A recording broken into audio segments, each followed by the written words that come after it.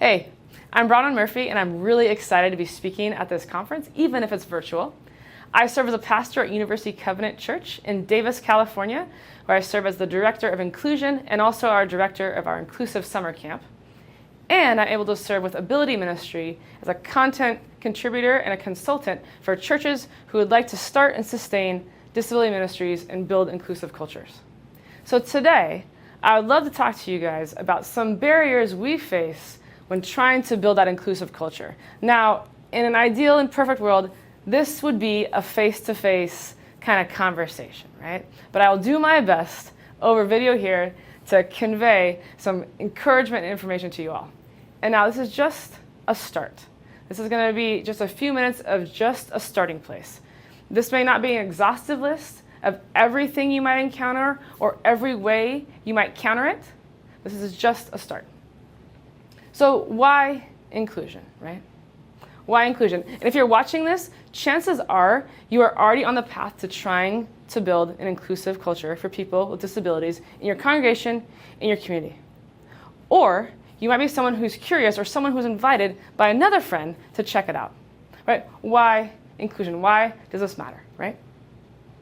So in the Bible, there are so many verses that affirm the humanity of every single person. We're going to talk about those. We're talking about the barriers that we face when trying to build this inclusive culture. Right? Now, if you've worked at a church for more than 58 seconds, you know that sometimes it's really, really difficult to get something moving. But friends, let me tell you, once it gets moving, you are going to love it, right? So one of the barriers that we face is people's false perception about people with disabilities. This might sound like this. Well, you know what? Our church doesn't really have anyone with disabilities in it. We don't have anyone in our congregation that we know has disabilities, right? It might also sound like this. You know what? There's not that many people with disabilities in our congregation or in our community, so why even do anything special for them, right? That's how these things sound, right? So how do we say, you know what?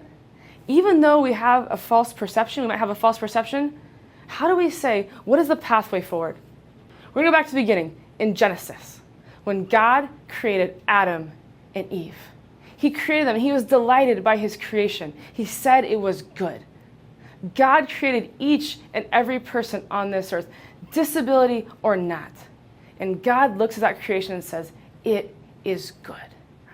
So we are affirming the humanity of every single person when we say, yes, people with disabilities belong in our congregations. Right? When we come up against these false perceptions, we can use this as education. Right? We can say, people matter. Every person matters. And statistically, in the census that just came out, statistically, almost 25% of all Americans are impacted by disability. So if you have more than 4 people in your congregation, chances are at least one of them is impacted by disability in some way. This is no small minority. 25% is quite a significant chunk, right? 25%. Also, did you know that you cannot determine if someone has a disability just by looking at them, right? You don't know if the person coming in to your congregation might have autism, might have Down syndrome, might have ADHD, might have anxiety. Right? You don't know just by looking at them. You're going to have to get to know their stories. So when we come up against that false perception of there are no people with disabilities in our congregations, or it doesn't matter because it's such a small population, we can go back to Genesis and say, wait a second, God affirmed the humanity of everyone at creation, disability or not, and this population exists in our communities, right? If not in our congregations. So the first one, false perception, we can go against that with education, the first barrier and pathway. Now the second one, they're all going to start with F, these barriers, is fear, right? Fear might sound like this. You say, hey, church, hey, leadership, we want to start a disability ministry. We want to minister to people in our community, in our congregation with disabilities. You might hear something like this. Well, you know what? Those people are too much of a liability. It's too dangerous, right? Our insurance might not cover it, right? You might also hear this. You know what? What if we had to change something? Like, what if everyone came? What if we got so overwhelmed by people who needed support? What if we had to change something we did, right? We can't change. We've been doing this for 1,000,000 years. We can't do that, right? That's all fear, right? We are afraid to minister to a different population because we don't know how it's going to go, right? But God does, right? God does. In the passage in 1 Corinthians, it talks about how we are all a body, right? And each part of the body has its own special function. So like each and every person in the congregation has its own special function, right? God gifted us in unique ways, and He did not gift someone just because they have a disability, right? There is no reason to fear this, right? There's no reason to fear this. We're going to have empathy, right? That's our next pathway, empathy. When we come up against fear, right, we side with empathy. Everyone belongs in the church, and every person in the body is of equal value. Okay, so we've had false perception. We go against that with education. We have fear, and the pathway forward, that is empathy. Our third one is finances. Now, if you've been in a church, again, for more than 58 seconds, you know that things cost money, right? Finances. This barrier sounds like this. You know, that's a great idea, this disability ministry, but we just don't have the budget for that right now. Sorry. Okay. Or, you know what? I hear your idea, but that's just not a financial priority for us right now. It doesn't fit into the mission and vision of our church, right? Or this one. You know what? We can't justify spending money on such a narrow niche population. We can't do that. We got to see broader, right? That's what it sounds like when you're coming up against the barrier of finances. And the pathway forward, that is expansion. And this is what expansion sounds like. Expansion sounds like this in Acts 4:32 when it says, all believers were one in heart and mind, and no one claimed any of the possessions just for themselves, but they shared everything they had. Right? By making a more accessible and inclusive church, you actually make it more accessible and inclusive for everyone, disability or otherwise.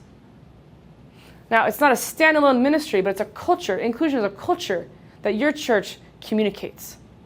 And you know what? You actually don't need a whole lot of money for this. Because the change to building an inclusive culture doesn't really happen in the finances so much. That happens in each of our hearts, right? So if we go and we say, you know what? We're going to educate, and we're going to say, hey, God affirmed the humanity of everyone. And 1/4 of our population in the United States is impacted by disability. And you can't determine if someone has a disability or not just by looking at them, right? We don't have to have that false perception anymore. We also don't have to be afraid. We don't have to be afraid of what if. Like, what if it's wonderful, right? What if we start a ministry where we're intentional about inclusion? And what if it's wonderful? What if God changes the church because of that, right? We don't have to be afraid. We could look at someone who's different from us and have empathy and say, you know what? You are just as important in this body, in this congregation, as I am. Or just as important as a lead pastor, or the worship pastor, or the children's director, right? Or the person that makes coffee and cookies, right? You are just as important. Finances do not have to hinder us from beginning to build this culture of inclusion, right? Because it's not so much about the money, right? But about the culture. And a culture isn't just in one small, tiny ministry. Culture expands throughout the entire DNA of the church, right?